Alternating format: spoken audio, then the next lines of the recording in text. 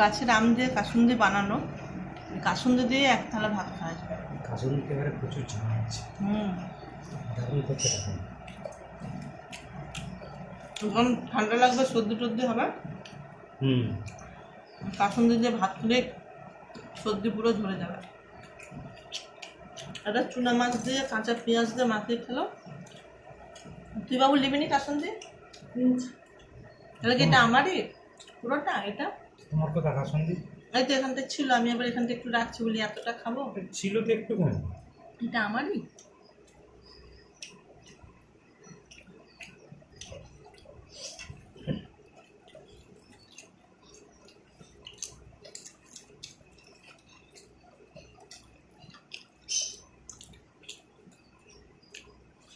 রাই শস্য দিয়ে কাসুন্দি বানানো।